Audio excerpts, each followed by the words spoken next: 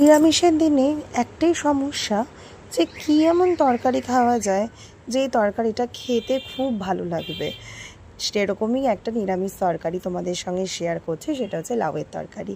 এই রান্নাটা মা করেছিল।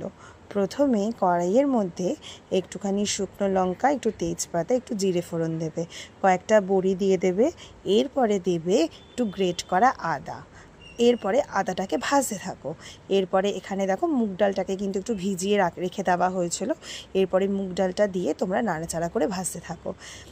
এরপরে কিছুক্ষণ যখন ভাজাটা হয়ে যাবে, তোমরা গুঁড়ো মশলা অ্যাড করো। হলুদ গুঁড়ো দেবে, একটু লঙ্কার গুঁড়ো দেবে, একটু জিরে গুঁড়ো দেবে, একটু ধনে গুঁড়ো দেবে, কালারটার জন্য অল্প একটুখানি কাশ্মীরি লঙ্কার গুঁড়ো দেবে। এরপরে যখন গুঁড়ো মশলাগুলো যখন দেওয়া কমপ্লিট হয়ে যাবে, এরপরে কোনো জল কিন্তু এখানে আমি দিইনি, সমস্ত কিন্তু তেলেই কিন্তু ভাজছে। এরপরে ভাজতে থাকো। এরপরে দিয়ে দেবে লাউগুলো। দেখো লাউগুলো ঠিক এরকমভাবে যেরকমভাবে আমরা আলু ভাজা কাটার সময় যেরকমভাবে আলু ভাজা কাটে, ঠিক সেরকমভাবে কিন্তু লাউ কাটবে।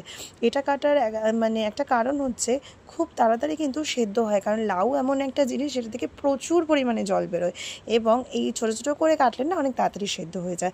এরপরে ঠিক যখন দেখো প্রচুর জল বেরিয়েছিল, যেটা আর আমি দেখাইনি, তোমরা তো জানোই যখন লাউটা রান্না করবে প্রচুর জল বেরোয়। লাউটা যখন ঠিক এইরকম পজিশানে যখন চলে আসবে, সামান্য একটু চিনি দেবে। চিনি দিয়ে তোমরা কিন্তু নাড়াচাড়া করতে থাকবে।